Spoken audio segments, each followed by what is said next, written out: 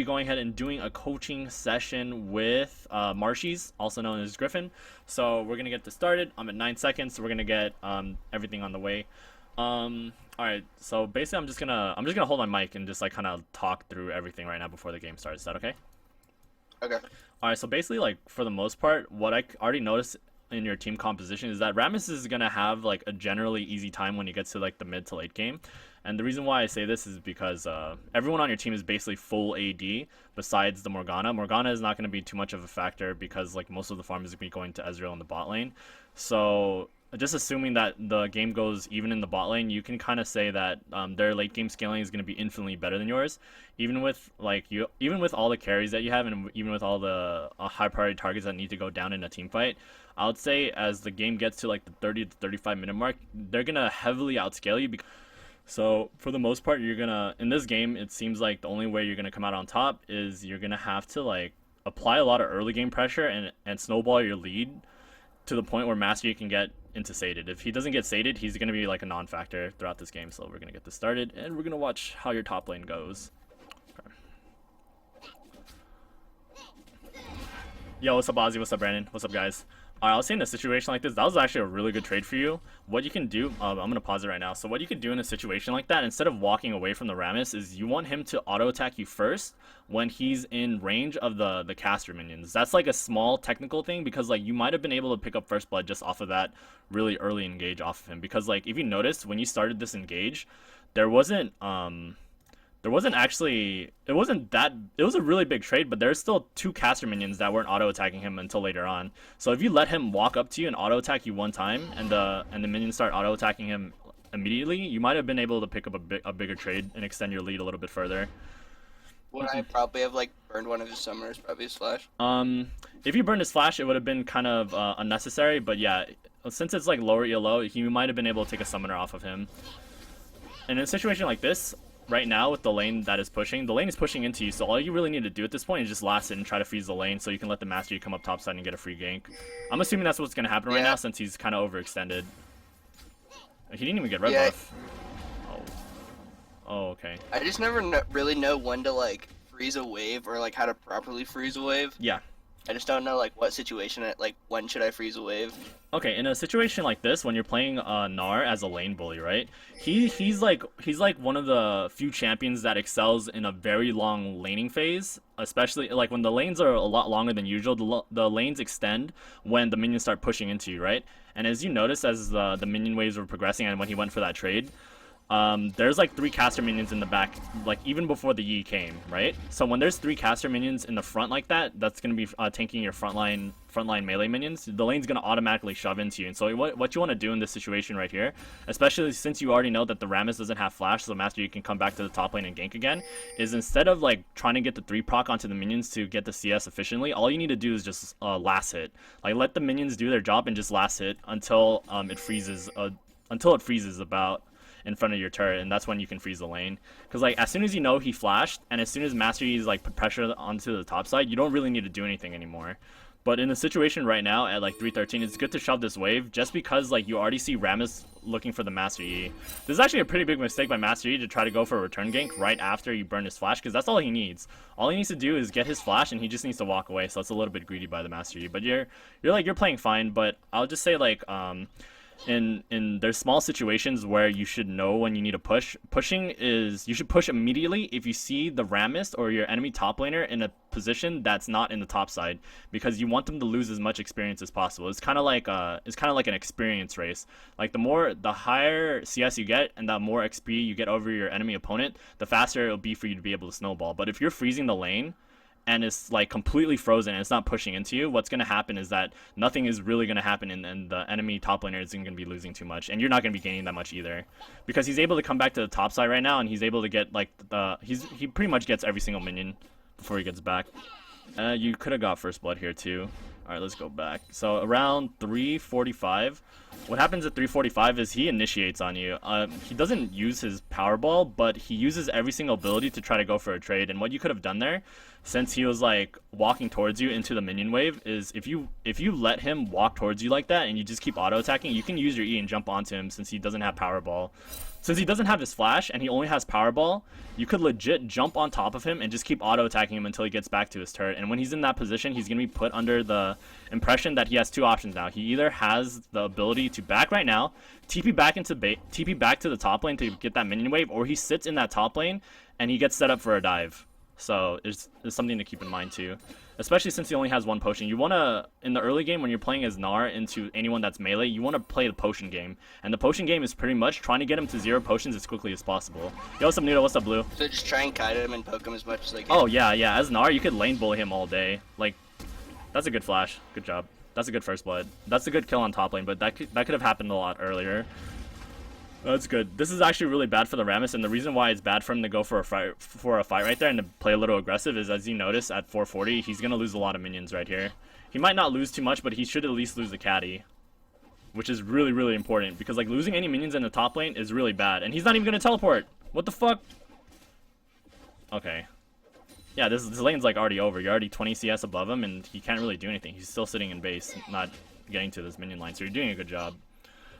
Yeah, your TP's really late, so you just like extend your lead massively. Like right here is a good time where you could back. Yeah, do you know like anything about like buy timers and stuff? I hear people like talking about it, but I have no clue what it is. The thing, I'm gonna pause it right now. I'm gonna pause it at 5:15. Okay, so basically like what buy timers are is there's not like a specific time where you should go back and buy. There are like windows of opportunities where you could go back, and that's the most optimal time to back. And usually that time is right before the wave freezes, so you can walk back to the top lane and not miss anything. So like when there's 3 caster minions onto the enemy turret auto attacking it, that's a really, really good time to back, because by the time you get back to laning phase, you're only gonna lose 1 or 2 minions. But if you extend your laning phase like right now, instead of going back to buy when you have a total of 1.8k gold, like right now you could have bought your phage and come back into lane with a phage and a boot, and you could have just punished him all day. So you're just like you're extending your lead because of how far ahead you are, but you're not punishing him enough. Yeah, instead of waiting here for another wave, it's better to back and use your 1.8k gold, because like he's able to come back into top lane with a potion, with corruption potion and cloth armor. Yo, what's up, S-Jack? What's up, man? How you guys doing? Yeah, especially since you have like such a massive level advantage over him, he needs to sit in this top lane and CS, while you can just kind of do whatever you want, especially since you're level 6. You can set up for a gank for bot lane, you can set up a gank for mid lane, you can pretty much do anything you want right now, but sitting here without going back and buying is a pretty big mistake.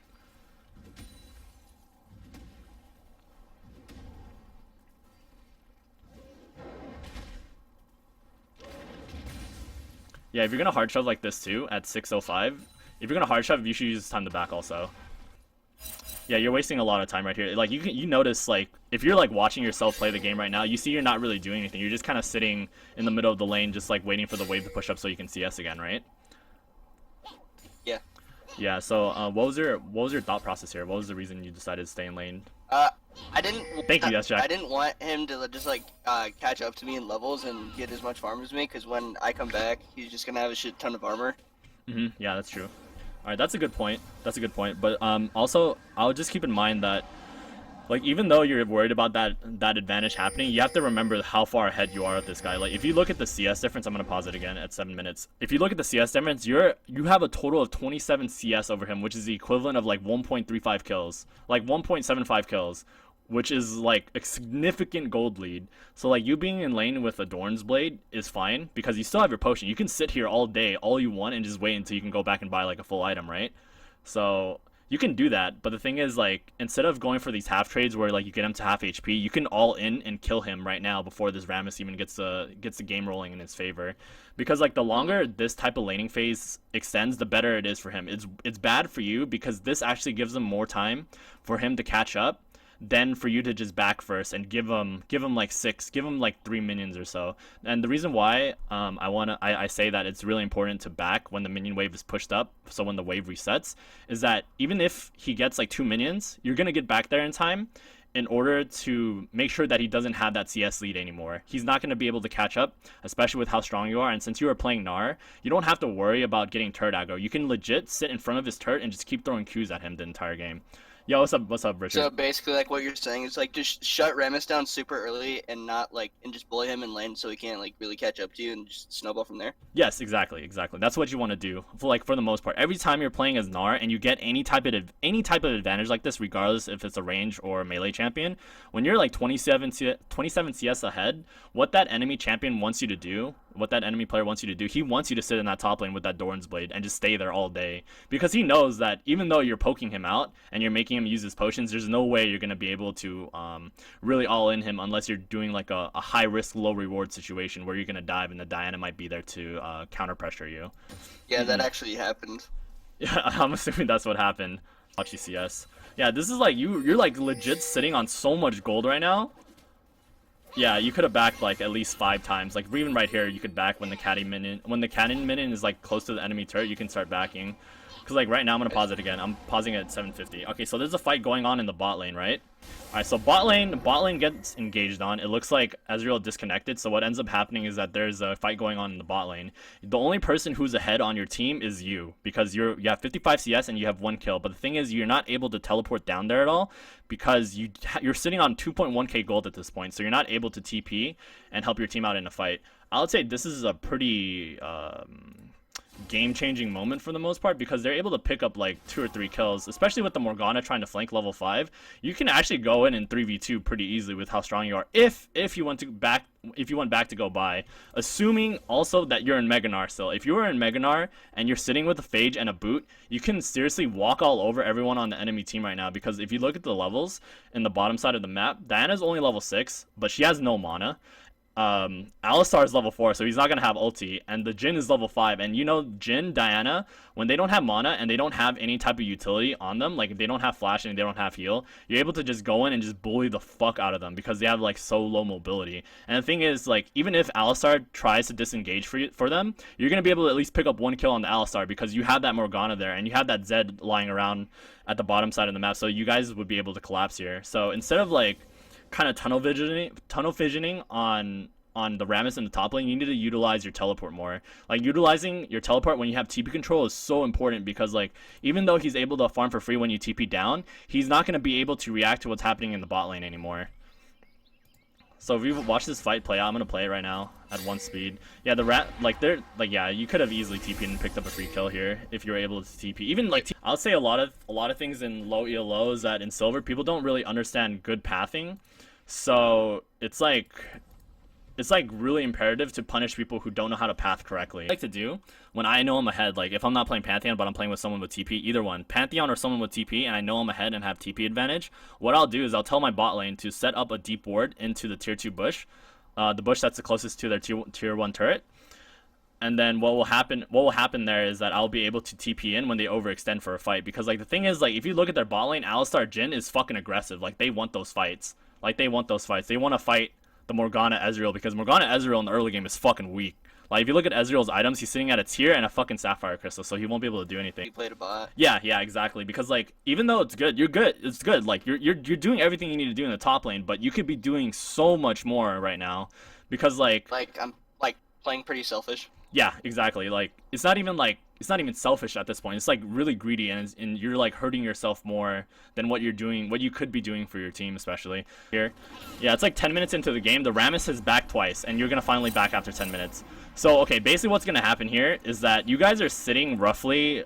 You're still massively ahead of him, right? He has a total of 2.2k gold, and you have 3.4k. But that advantage later on, compared to like a 5-minute lead when you're up 1.5k, you're only up like roughly about like 1,200 gold. That 1,200 gold doesn't make that much of a difference right now because you could have done that earlier and you just kind of let him free farm. Like he's not catching up on CS at all. Like you're fucking shitting all over this guy, but if you use that time, those 2 times when you could have backed earlier when the wave was pushed up, just give up like 3 to 5 CS instead of giving him like 20, you would have been able to extend your lead so much further. Alright, so what ends up happening here at 3:30, you decide to TP, right? And the reason why this TP isn't very good is because you're not going to lose that many minions. You're going to lose a caddy minion, yes, but now you don't have any pressure to provide for your bot lane or your mid lane. And you just kind of use your only resource of getting into top lane very quickly if you needed to go back up there. So you could just take your time and to walk back up. We'll just walk back up to lane. Right. Since I have like a really huge gold lead and stuff, I don't have to like waste my TP. Yeah, exactly. If you're using your TP to go back into top lane to grab 3 CS, you're just being selfish at this point. So it's better. It's just remember that you have TP advantage. Having TP advantage is the most important thing as a top laner, because if their enemy top laner doesn't have teleport, they're not going to be able to react to what you're doing. Like, yeah, you have like full control of this laning phase right now, and you're like punishing him really hard. But now the Diana knows how far ahead you are, and she's gonna be sitting up here because they need to shut you down. Like, you're punishing the fuck off this Rammus, and you're like double his CS right now. Yeah, Okay, 11-18. If you go to the bot lane, what ends up happening here is they end up getting a pick onto the Alistar, and what's gonna happen is Annie's gonna roam down when the Master Yi is here to try to pick up some kills. So in a situation like this, if you pay attention to your minimap and see what's going on in the bot lane, you can kind of identify where the enemy jungler is going to be. That was actually, never mind. Holy fuck, Annie like wrecks your team. She ends up getting a 2 for 2. Okay, so what ends up happening is, like, when you see that happening in the bot lane, when you see them being so aggressive onto the Alistar and there's no movement in the jungle, and there's no movement like coming down to react to that, you can already assume that Diana should be around topside jungle. And the reason why I say that is, if her teammate is about to get dove and she sees the Annie roaming down, you should be able to know and digest that Diana is going to be sitting around that top side ready to gank you, because there's no reaction there, there's no dragon to be played for. So it's just like, the only place that she could be is in the top lane, because there's no pressure on the mid lane because both of the mid laners leave. All the pressure is on top side and bot side with what's being pushed up right now. So if you identify what's going on the minimap, you will have better you'll have better like map awareness of where the enemy jungler is going to be, especially. Yeah, so it's just kind of like, as soon as you die in a situation like that and he's able to pick up a kill or an assist, it's just kind of like your lead is like kind of diminishing at this point. Like, the advantages you had in the early game are like kind of null now, especially since they're going to be able to pick up the Rift Herald here. Alright, there's nothing in particular about this moment, but I wanted to talk about top lane in general. The thing about top lane in general is that a lot of people like to say that top lane is an island, right? Like, where it's just kind of like top laner versus top laner and you're not really doing too much up here. But in reality, top lane is probably like the most pivotal lane in the game, with how much pressure you can get on the opposite side of the map with your teleport. So if you keep that in mind and you take out the notion that top lane is an island, you'll have better awareness of what's going on in the other lanes, and you'll be able to react to it like way better, because like just having like being tunnel vision onto the top lane alone like kind of kills everything that you could be doing right now, because like with all the pressure you had on Rammus, there's like so much more you can do besides just going back and buying. You could legit, when you hit level 9, you have the blue trinket, so that's good. Blue trinket's always good on top lane. I fucking love the blue trinket on top lane. But now, during this time, you should be buying pinks. Like, you have pinks now at 12 minutes, but you could have had pinks way earlier in the game when you had that significant gold advantage and put deep wards into the jungle, so you could prevent the Diana from ever even coming in the top side. So, like, an important thing to do with Gnar, or like in general when you're ahead, is you buy a pink ward, clear the tri bush, and just walk up over to the red buff and deep ward whenever you can. If you see the Rammus is shoved up underneath the turret with like 5-6 minions, you can use that opportunity to walk over and ward it. Because the thing is, with how far you are ahead, like if the Rammus decides to react to you invading into the jungle and dropping a ward, he's gonna lose a lot of gold. Because like, if he doesn't secure the kill, even if he gets a flash, it's not worth it for him. Because the flash is more valuable on Rammus than it is to you. If you lose flash, it's not that big of a deal. You're Gnar, you can sit back, farm with your Q, and just AFK until your flash is back up, right? So you can do that. It's like really important to try to establish vision control in the topside jungle when you're this far ahead. So this way you have some idea where Diana is, and this will allow your team to have better map awareness, especially if they don't see them on any camps. Also, okay, at 13 right here, you should like look at these opportunities to look for trades. I'm gonna slow this down. Alright, so at 1307, Rammus starts attacking your pink ward, right?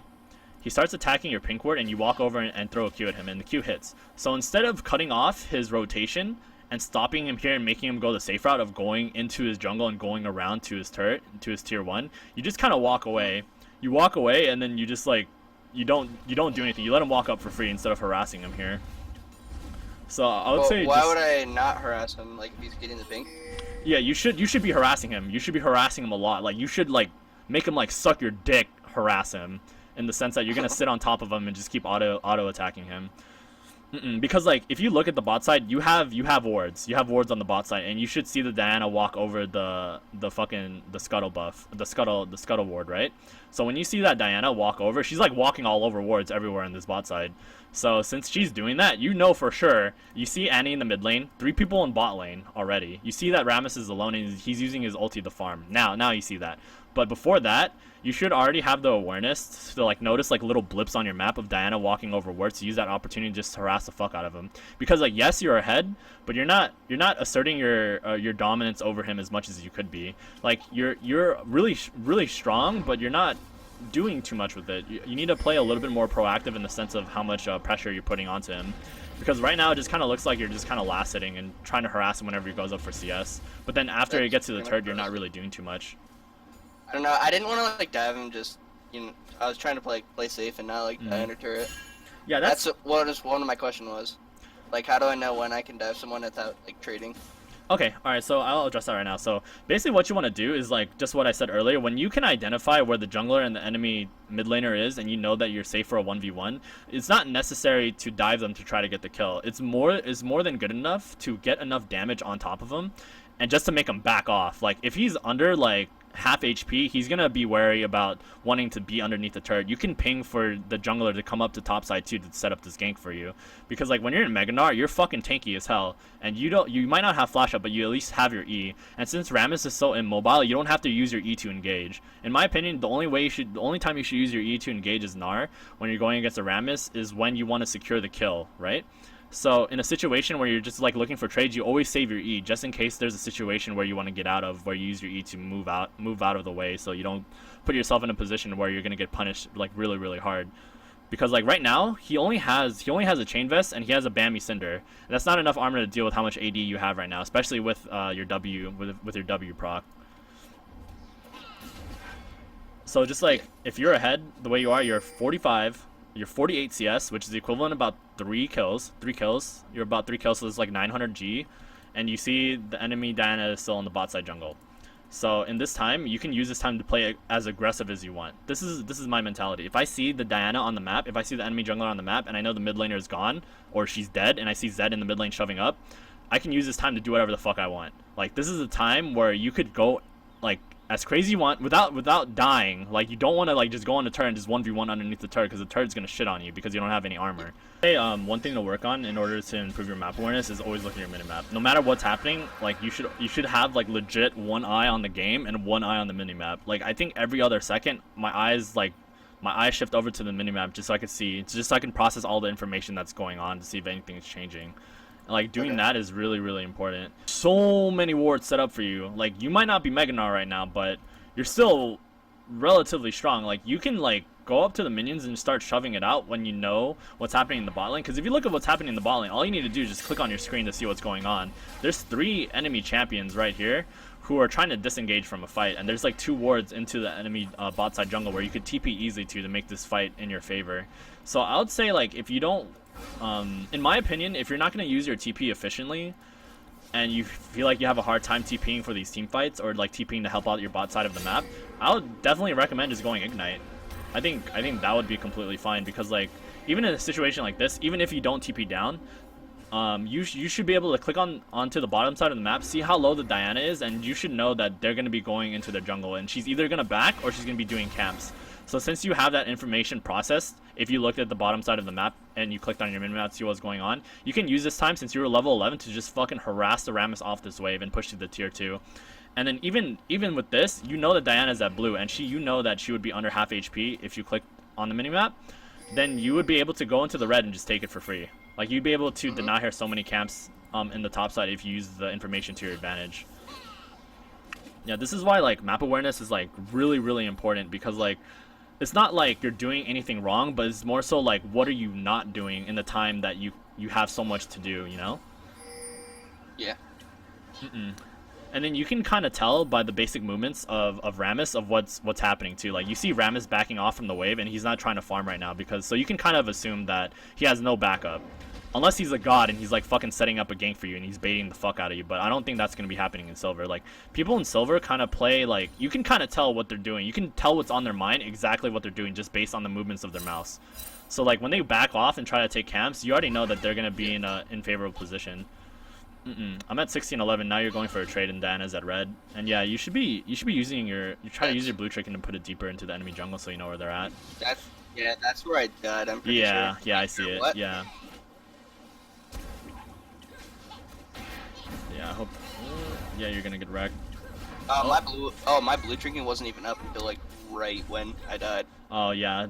In that situation, like when there's like so much times that pass, there's like small windows of opportunities where you can engage and yeah, it's like you when you think you can engage, you should engage at that moment instead of engaging 20 seconds later, because 20 seconds later is 20 seconds too late already.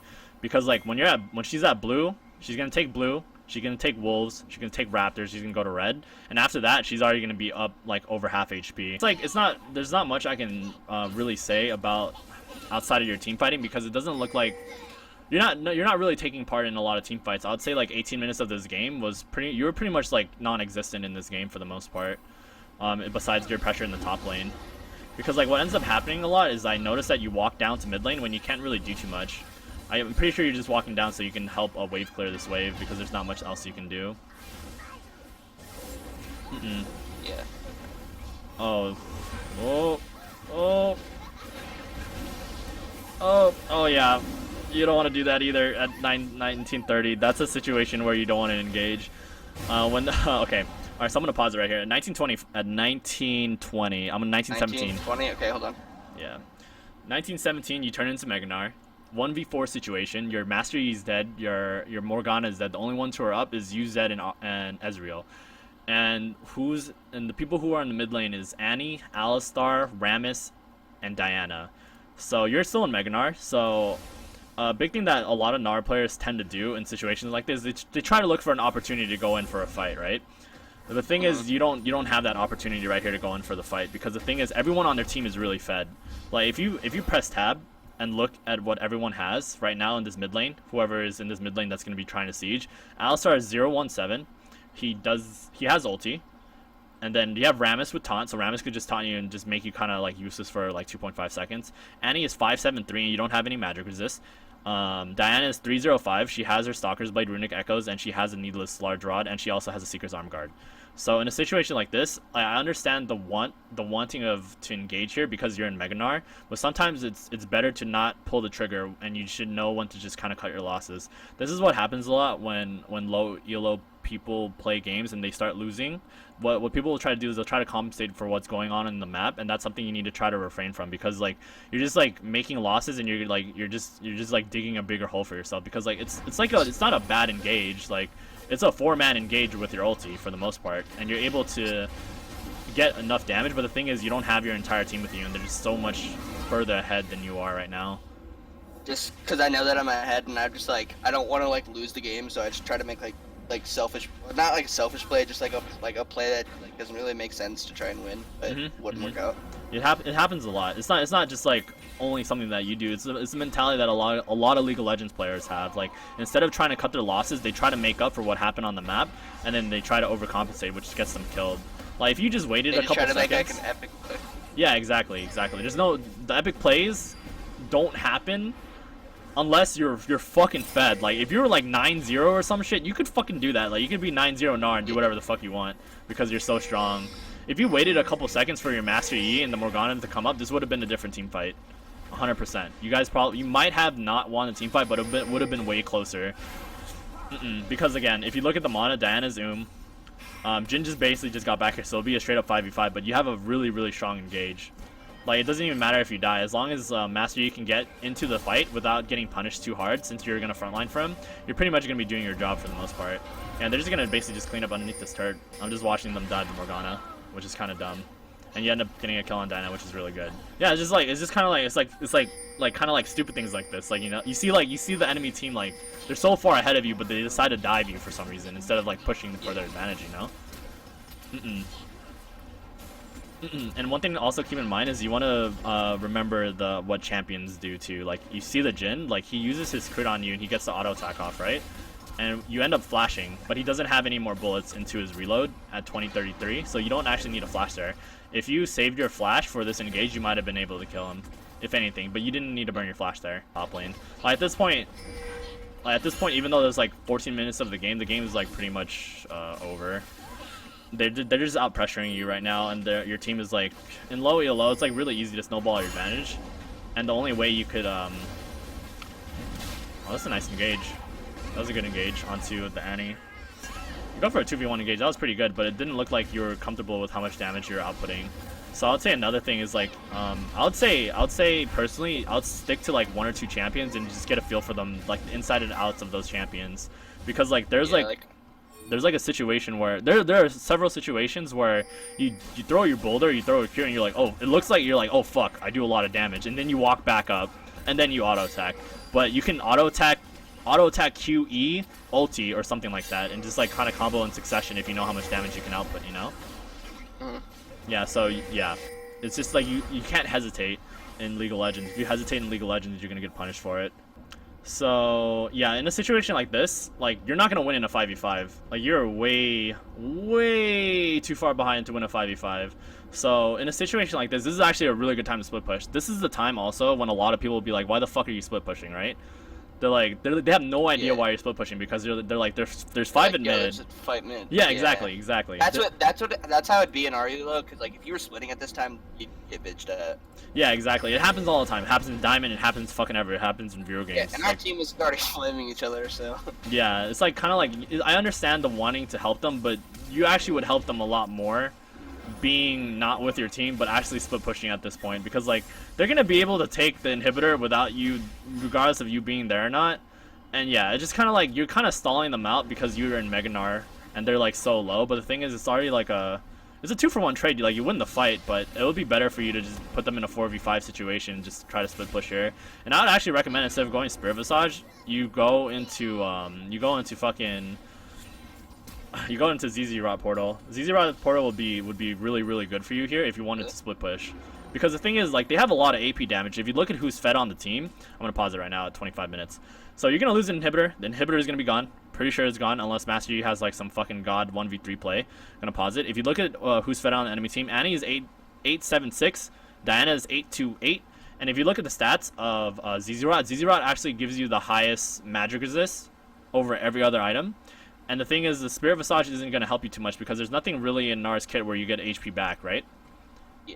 Yeah, so the Spirit Visage is good because you get the 500 HP, you get 70 magic resist, you get the cooldown reduction. It's nice, it's a good item, but the thing is, like, if you're able to pick up a ZZ Rot Portal, you'll have magic resist and you'll have armor, and the items are roughly around the same price too. So instead of like opting in for the extra 500 HP, you could go in for the ZZ Rot and do what you originally intended to do, and just split push. You could just drop the ZZ Rot in top lane and just walk over to the bot lane and take the tier 1 for free.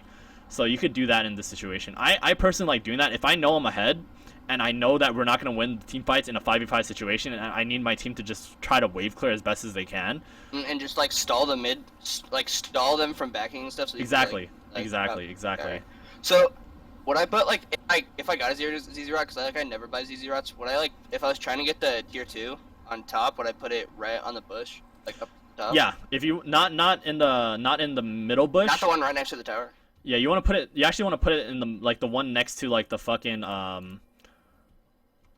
the buffs, the Krug buffs. You want to put it next to the Krug buffs. Just drop it there, fucking leave, and you're Gucci. You don't need to do shit anymore. You drop that ZZ Rot, they need to react to the ZZ Rot. They need to go top lane, and that'll give you enough time to walk over to the bot lane and push for this tier 1 for free while you lose the inhibitor. Because the thing is, you can't do anything about the inhibitor. It's too late right now. You know, and the thing is, you also have teleport. This is also a really important thing that I feel like you're not utilizing either. So if they because I like didn't really use teleport like later into the game. So like if they if I like could have like at least typed in chat and said like, yo, stall mid and try to stop their backs, I could have like TP top with the ZZ Rot.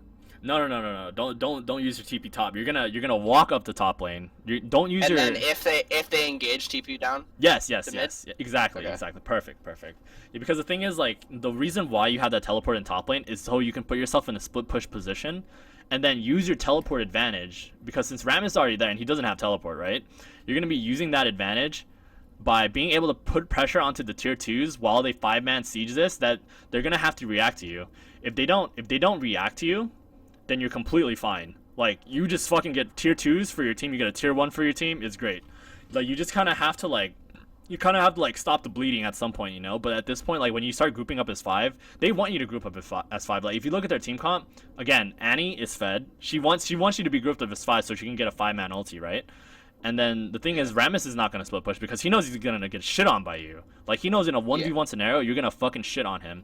So that means Diana needs to go up top to deal with you. But the thing is once you drop that ZZ Rot, they're put into a position where they need to 1, react to the ZZ Rot, and 2, they need to react to you what you're doing into the bot lane. So that's like, it's really important if you want to do split pushing. Yeah, and Banner would work completely fine also. But the only problem with Banner is that they have Rammus and they have the Jhin, so they might be able to clear it a little bit faster. Because the thing is, the Jhin and the Rammus don't really need to be there for team fights. Should he split push top or bot lane? What I told him to do. Would the AP be good on Gnar for the Banner?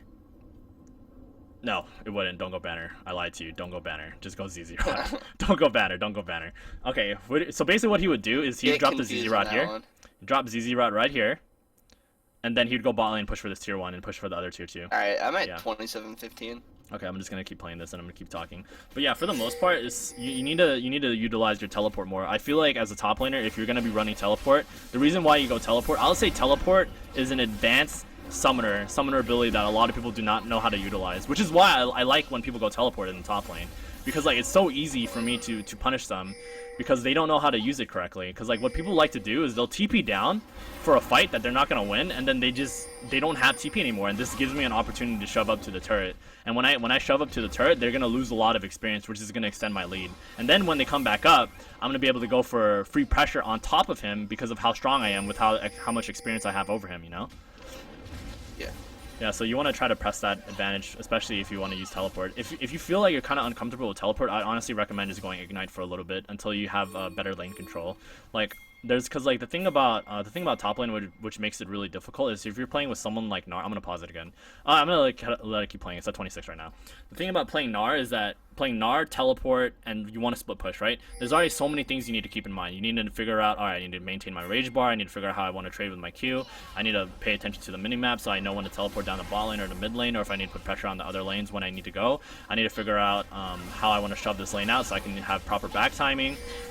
Are they going to shove into me? Is Rammus trying to set me up for a gank? Do I have things properly warded? Just like so many things going on in your mind that it's like it's better to like kind of cut down. Oh my god. Wait, are you going to get this Baron? Okay, you get this Baron. Okay, I hope you like all disengage right here and just leave. Okay, you get Baron. We finished it. How the fuck did they let you get Baron? That's, oh my god. I mean, that beast. Dude, fucking silver games make no sense. Fucking clown fiesta, dude. They have a mid inhibitor. Like, how do they let you walk over the Baron? They have like no ward control. Like, you see what I mean though, right? Yeah, I'm pretty sure everyone ended up dying besides me, and I was the only one with Baron. Yeah, the Morgana, the Mastery, and the Ezreal died, and then the Zed goes in for a team fight. What are you doing? There's nothing to coach here. There's nothing to coach here. There's nothing to coach here, Zed. What are you doing? Oh my god, dude. Oh my fucking god. Oh, okay, well, I mean, you get the Baron, but then again, it's not worth it anymore because 4 of you die. Backed instead. But yeah, like, if you look at what's happening on the map in this game, you guys have legit... At this point in the game, you get 3 wards each with your warding totem. So it's 3, 6, 9, 12, 13. You should have a total of 13 wards onto this map, right? And you can legit go across and look at how many wards. You have 2 wards out, which is good. And your entire team has 1, 2, 3, 4 wards out. Only 4 wards out when you have a total of 13. So it's like, in silver games and low elo, people don't utilize their wards. So you can use this to your advantage, because now you know this. You know 100% that everyone's warding sucks dick. Like, look at the red wards too. There's 1 red ward. Only 1 red ward. They have no defensive wards. They have 2 defensive wards, actually, but they only have 1 aggressive ward. So you can use this to your advantage and put pressure wherever you want. Well, so, what's the difference between an aggressive and a defensive ward?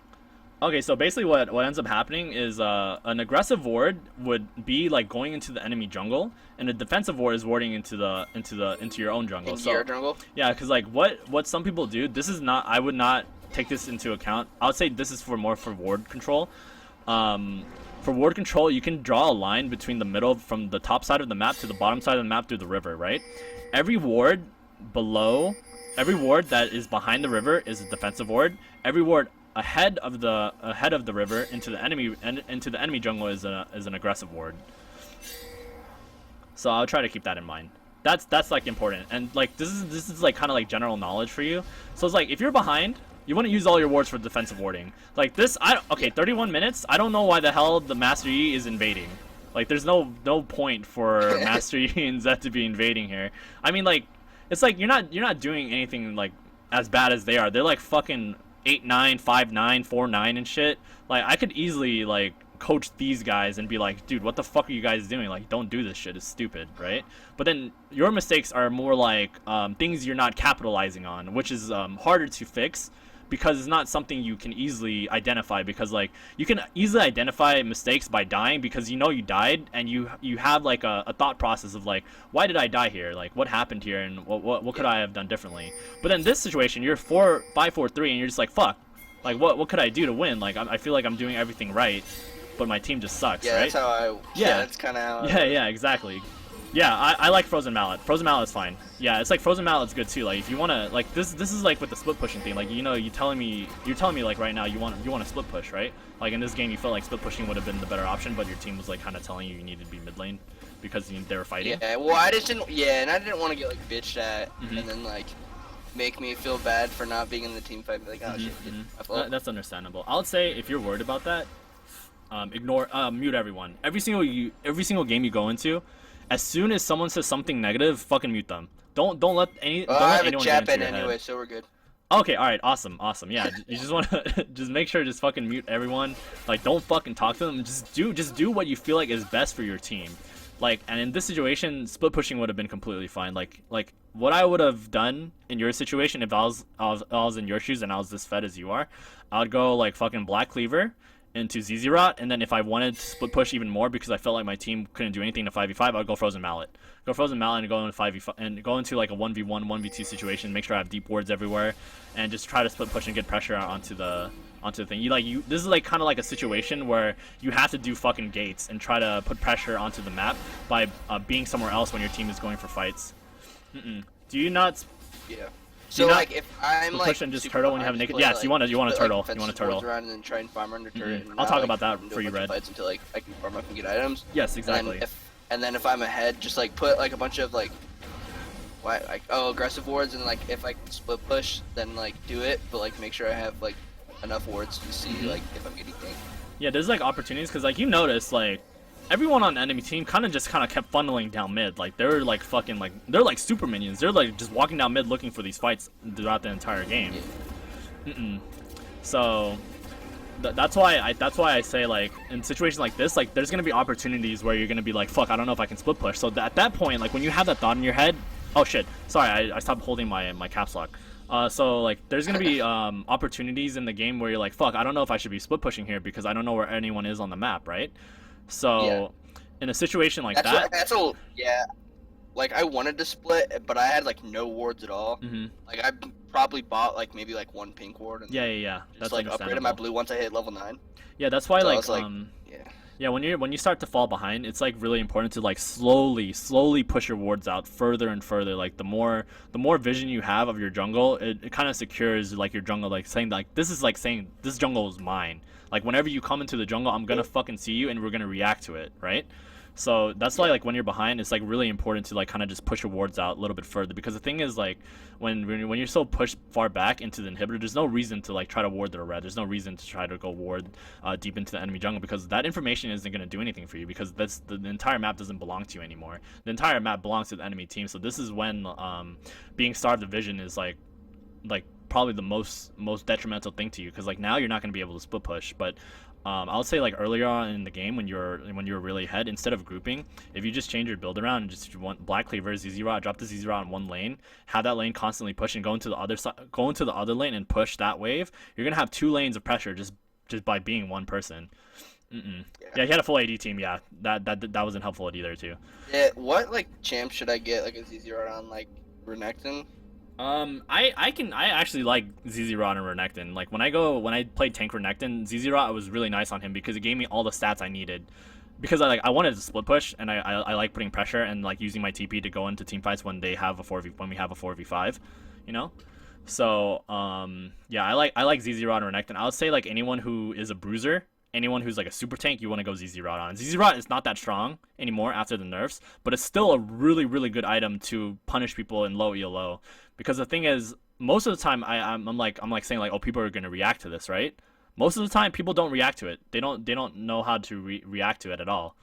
So it's kind of like if you get that ZZ Rot and they don't react to it, then it's like a win-win for you because now you have free pressure, and the only thing they can do now is they have to funnel themselves into mid lane.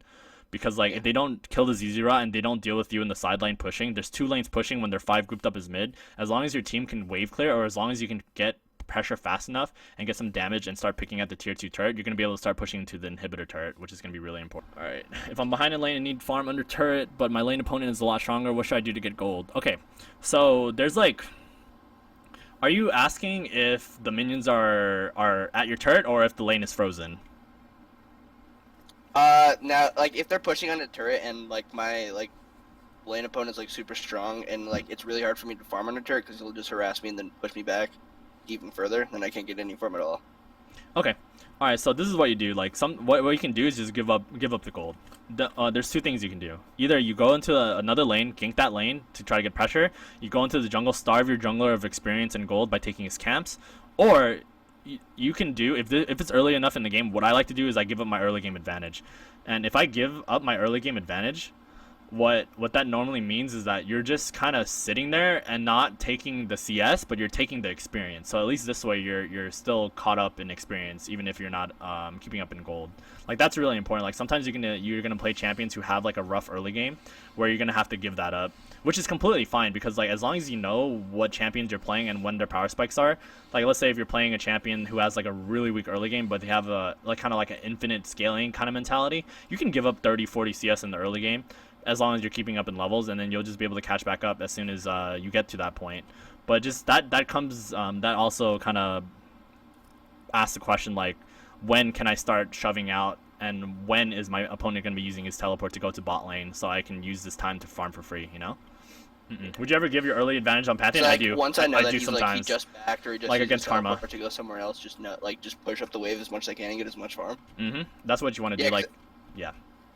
I was playing against like a Graves today, and he was like 3-0 in like 2 minutes, and I was like, oh shit. So like he would just like harass me on the turret, and I like couldn't farm at all because like he just pushed me like way back, and I'd have to like go to my tier 2 and then just back because like I just get like insta killed. So like as soon as he backed, I just had to farm, but like he just farmed like so much easier than I could. Who are you playing as? Poked down. Renekton. And who is he playing as? Graves. Graves. Okay, alright, yeah, that matchup is gonna fucking suck. I hate melee champions into Graves. It's not fun. So basically what you want to do before he even gets to 3-0 is you already know at the start of the game you're already going to have to like prep yourself up like what you're going to be doing. Like this is like really important. Like as soon before the game even starts, you should already be in the game already imagining how that laning phase is going to go. Like going as Renekton into Graves, you already know that he can outtrade you pretty easily unless you have like full rage and you go in with like your EWQ combo and just like go back out and go for those kind of trades. But you're not going to be looking to all-in him, in my opinion, especially with how the new Graves is being played. So what you want to do is like you just kind of tell yourself, all right, I'm going to give up my early game. I'm just going to try to scale up, stack armor, and try to deal with his damage as the game progresses. So that's fine. You want to think about that before he gets 3-0. Before he gets 3-0, before he gets ahead of you, you should already have the mentality that he's ahead of you because he has a stronger early game, a little bit stronger early game than you do. Especially if he uses his abilities correctly. But then again, also it's silver, so you can definitely punish someone if they're like if they have like a mentality, oh, I'm really strong because I'm playing Graves, you know. So you can like Yeah. like look for those opportunities. Like if he's using his Q to farm, like you want to play off of cooldowns. Playing off of cooldowns is really important. If you know he's using his abilities, if he uses his E for whatever reason, if he uses his Q for whatever reason not to harass you, those are small windows of opportunity for you to go in and harass him with your abilities. Because if he's using his abilities to farm, that means he's not using his abilities to harass you. So you have that window of opportunity to go for a bigger trade than he does. Holy shit, we've been going for an hour. I was about to say, hey, we have enough time. I could play like a live game, and I was like, oh shit, never mind. It's cool, no worries. Let's see. This the best trinket item. It's either the yellow trinket or the blue trinket for top laners. And again, we kind of covered it in the game, but the places you want to ward the most often is you want to ward your river bush and you want to ward your tri bush. And then later on as the game progresses, you want to ward their red, you want to ward their raptors. And I don't mean like warding on top of it. I mean like warding the bush next to it. Yeah. Yeah. Yeah. So this way it gives you the most information when the jungler passes through. Even if they kill it, it's fine. Like you have the information that they're there. Yeah. Yeah. So like, if I'm like winning lane like pretty hard, not like hard, but I'm just ahead and I'm able to split push, like I'd get a blue trinket. But if I was like a bit behind and need to play passive, I'd just like keep the yellow trinket. Yeah, you could do that, or you could even go sweeping to try to clear their vision. But you usually won't need to do that because that's kind of like your jungler's job to like kind of push vision back for you. You know, like they should be getting the vision back themselves and getting that clearing if they need it. If they feel like their top laner is behind it and for whatever reason they know that they're getting vision into their jungle, you just wanna put your pink into the try. Like yeah, when you start like losing lane and you know you're behind, you don't need to ward deep. You want to go for those defensive wards. Like you want to ward one behind you if you need to. If you feel like someone's gonna dive you, and you need to ward your just ward the bushes around you. Like if you're playing on the blue side, like as you were right here, if you're behind, you would just ward the river and you ward the one behind you, or you try to get scuttle. If you get scuttle, then you're completely fine because like there's no way for them to gank you. And if the thing is like you just need to be careful of them doing a lane gank, and that's probably like the only thing you need to worry about. But yeah.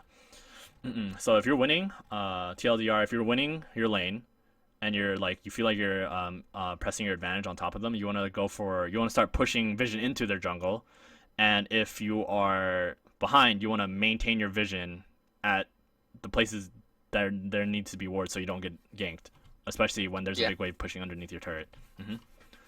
If you are behind, like, not like too bad, but you're behind where like like prefer a lane swap or something, and you can just farm pretty much and not like solo kill your laner. Can you like go for like TP plays like bot even though you're behind? Oh yeah, you could do that. I do that all the time. I would say like to get ahead. Yeah, that's like one of the best ways like for me to get ahead is because like if you have a very good understanding of teleport and you have like a global ulti, like say you're playing like Shen or Pantheon, you're able to go to the bot lane so easily when they're overextended and there's a deep ward, and you can make it a 3v2 pretty easily. But the only thing you need to worry about is that the enemy top laner TPing down, because that's going to be game changing for either team, whoever decides to win. So like you need to prep your teleports. You have to prep your teleports. Like you can't just TP if the minions are pushed underneath your turret, because like that's not going to be worth it for you. If you have a lot of minions underneath your turret, even though you see an opportunity to go down there and teleport, you're not going to be able to do it because you're just going to lose so many minions. You're going to lose so much experience, and your tier 1 is going to fall really quickly if you do that, because now you don't have a way to get back to the top lane fast. The only way you can go back to the top lane now is by backing and walking back up to your lane, yeah?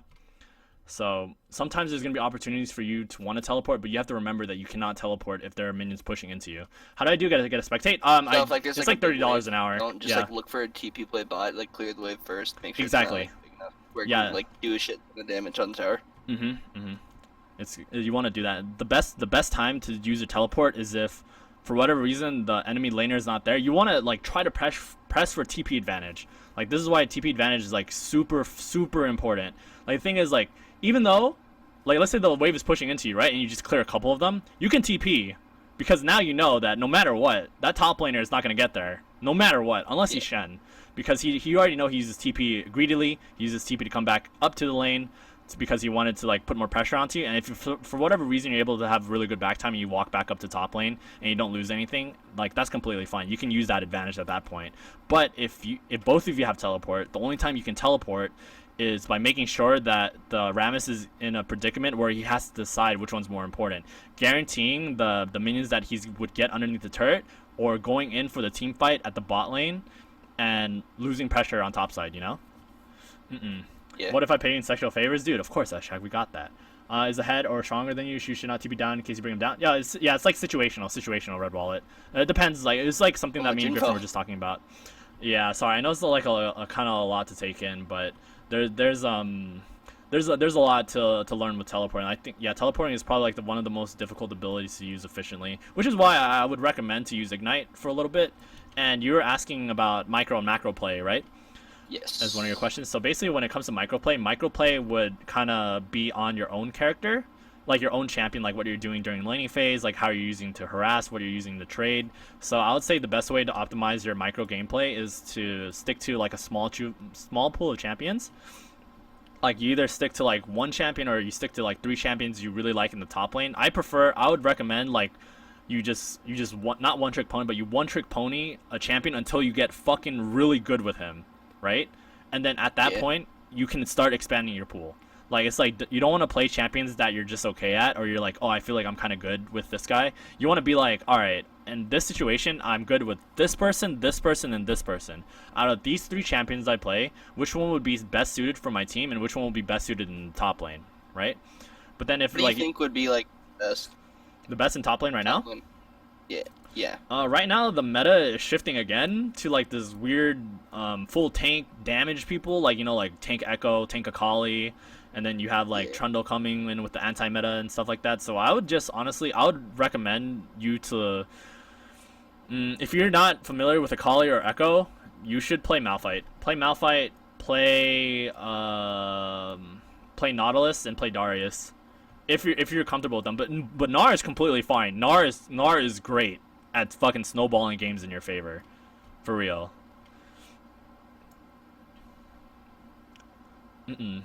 What would you? Oh, you say you're good with Renekton also, right? Like you like playing Renekton? I like playing Renekton. Yeah. Okay, all right. I would say that's completely fine. Just to play Renekton and Gnar. Renekton is really good at like snowballing your advantage in the early game. Especially if you have a favorable matchup, and Gnar is really good for scaling into mid game. So you can definitely play those 2 champions and just kind of play according to what the enemy team is picking, and just play those 2. If you get really proficient with them and you know all their matchups, you'll become a better micro player for sure. Yeah, exactly. Another thing that someone mentioned in the chat is that most players will not play around your rage bar well at all, so you can punish them for that. Because the thing about Gnar is like the reason why I don't like playing Gnar is because he's easy to play around. Like when he goes into Mega Gnar, obviously. Someone who's Mega Gnar is going to want to look for a fight, right? But then since I know that, I don't want to be around him when he's even close to turning Mega Gnar, especially in a team fight when I know he has teleport up, you know? Yeah. And then for macro gameplay just comes down to rotations. Like it comes down to using your teleport efficiently. It comes down to like rotating for objectives and taking dragon control and using your wards to push control over the map.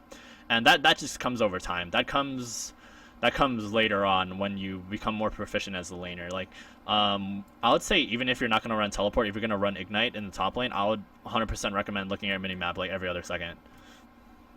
Like there's certain games where I do, like if I'm afraid of like playing against a certain jungler, I always keep looking at the minimap, and I'm like, oh, this jungler sucks. I'll like shit on him. I like barely look at the minimap, and then I just get like wrecked. Yeah, it's important to not underestimate, because like the thing is, it's not so much about like if the jungler is gonna kill you or not, but it's more so like what information you could use to your advantage. And like the more information you have, the better for you, because like as soon as you just see like a small blip on your screen, like you just see like the jungler just pop out in the bot lane for like 1 second, you already know you're like safe for 15-20 seconds. Like they're not gonna instantly react to the top lane. They're not gonna like see you dive for whatever, like hypothetically, if you dive like a squishy champion, like, oh fuck, I need to go to top lane and try to help. By the time they get there, it's over. Like you already have that information, and now you know you could fucking use this opportunity to punish this top laner for as much as you want, because you already know where everyone is. Like just knowing where the jungler is really important. Definitely recommend knowing where the support is, but that'll come later on. I'm gonna assume that in silver there's not a lot of silver supports who roam up to top lane, right, to look for a kill. The only ones that do are Bard. Yeah. And they die.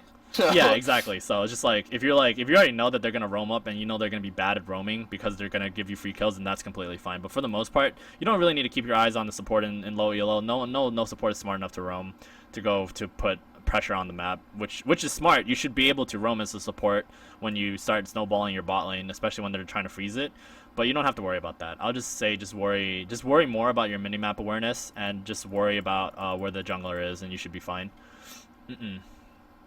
Yeah, like normally, like if I notice that the jungler's like, just like goes to gank bot or something, I'll try like if like I can TP bot, then I usually will. Like if like we won't lose the fight, or like I'll just try and shove the wave as hard as I can. Mm-hmm.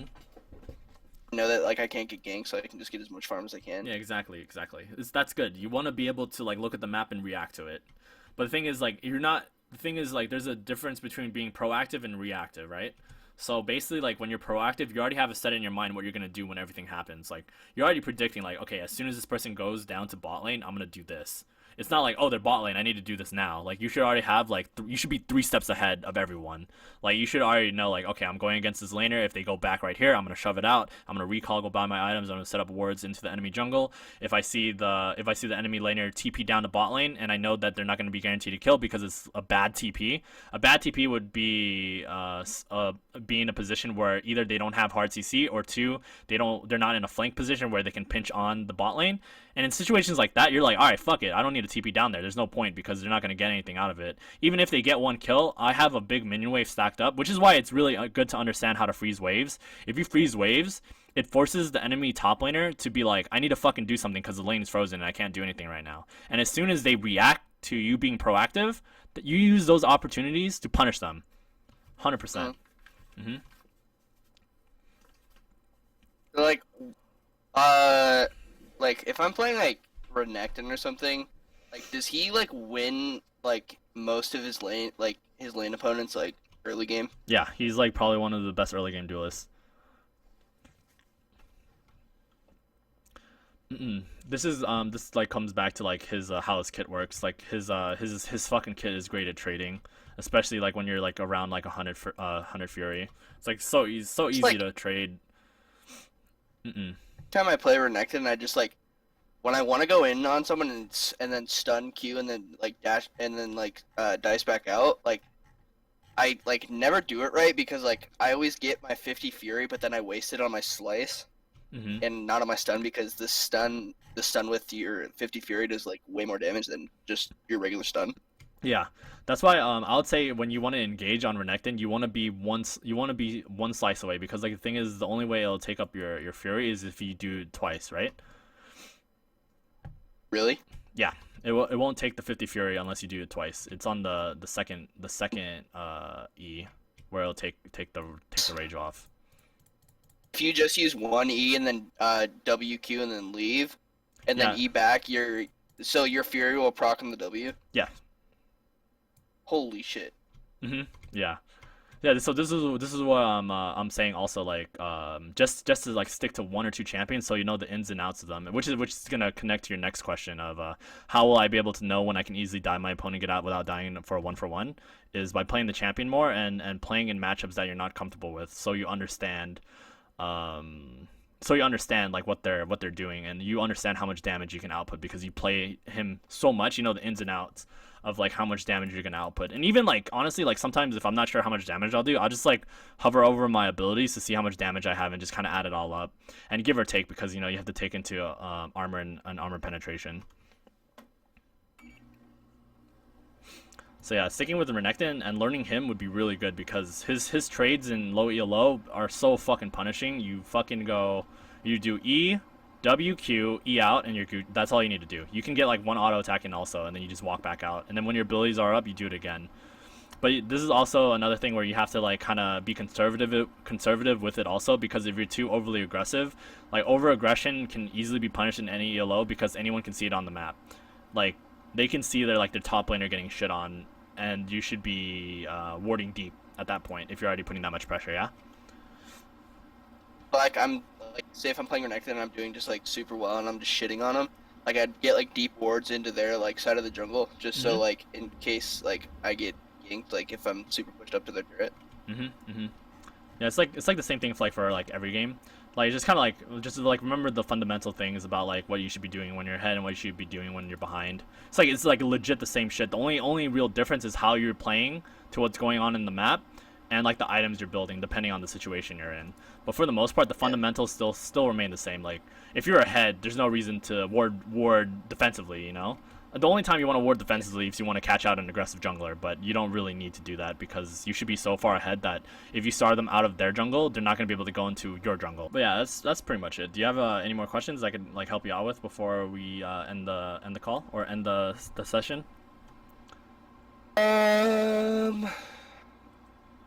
So, okay, I'm gonna summarize basically what you told me.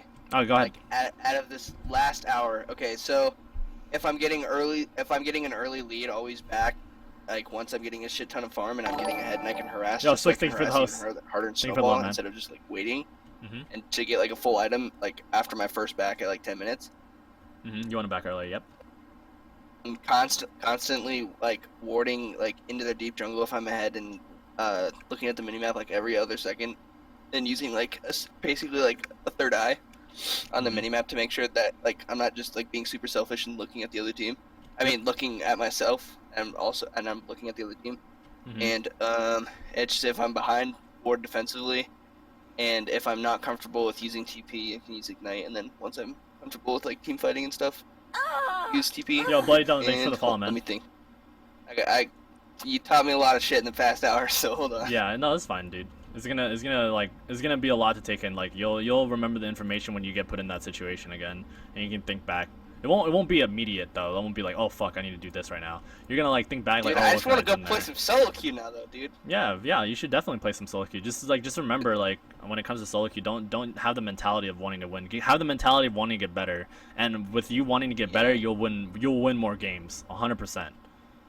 Really want to get into gold. Like I was playing with my friend today, and he's in like gold 4, but I was like playing like super well, like as Renekton, and like shit like that. So like I mean I don't know. Alright, okay, last question, but it's kind of a gay question. Like, What's up? I think it's like a stupid question. No, it's fine, You're gonna dude. be like, alright, like, should I be in silver 4? Like, am I like where I should be? Yeah. Well, with how you're playing, you should be in this ELO, in my opinion. Hey, let's go. Yeah, but honestly, if you improve the things I told you to work on, you'll get better like really fast. Cause like the thing is like when you're like this uninformed about anything, and you start learning how to do things correctly, right?